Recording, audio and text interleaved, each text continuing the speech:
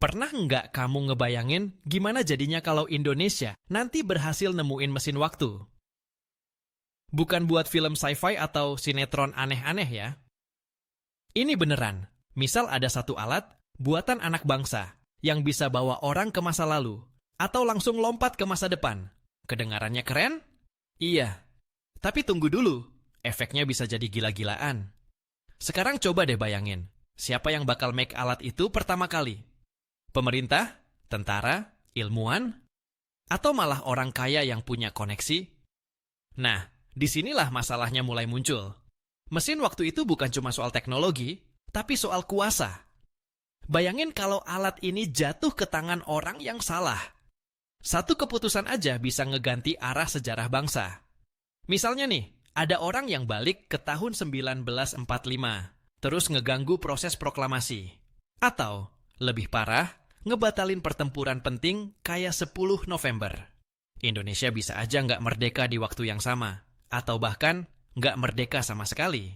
Dan jangan lupa, masa depan juga jadi sasaran empuk. Bayangin kalau seseorang lompat ke tahun 2100 nyontek teknologi yang belum ditemukan sekarang, lalu dijual dan dipakai untuk kepentingan pribadi.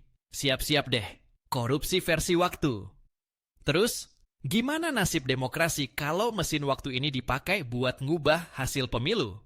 Atau ngelobi orang-orang penting sebelum mereka bikin keputusan besar? Tapi di sisi lain, kalau dipakai dengan niat baik, dampaknya juga bisa luar biasa.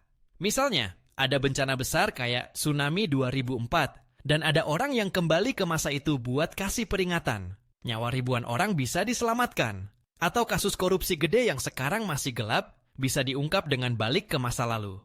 Bahkan konflik berdarah bisa dicegah sebelum terjadi. Masalahnya, semua itu balik lagi ke satu hal. Siapa yang megang kontrol atas mesin waktu ini? Indonesia, dengan segala kompleksitasnya, bakal butuh aturan yang super ketat.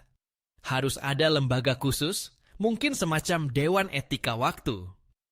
Mereka yang mutusin, mesin ini boleh dipakai kapan, siapa yang boleh naik, dan buat apa. Nggak bisa sembarangan, tapi masalahnya nggak selesai di situ.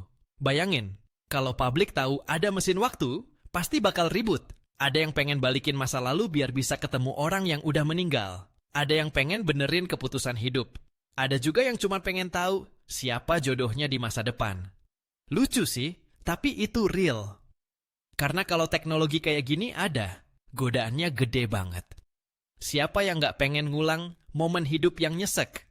Atau ngintip masa depan biar bisa curi start? Intinya gini, mesin waktu itu bukan cuma tentang sains, tapi tentang tanggung jawab. Tentang manusia yang kadang susah banget nahan diri buat nggak ngatur-ngatur takdir. Kalau suatu hari nanti Indonesia beneran nemuin mesin waktu, kita harus siap. Siap sebagai bangsa yang bukan cuma bangga punya teknologi hebat, tapi juga dewasa dalam make-nya. Jadi, sekarang aku tanya ke kamu, kalau kamu dikasih kesempatan naik mesin waktu, kamu pilih ke masa lalu atau masa depan? Dan mau ngapain? Tulis jawabannya di kolom komentar ya. Aku pengen banget baca pendapat kalian. Jangan lupa juga untuk like videonya, subscribe channel ini, dan aktifin notifikasi biar nggak ketinggalan pembahasan seru kayak gini lagi. Sampai ketemu di waktu yang lain, atau mungkin di waktu yang belum datang.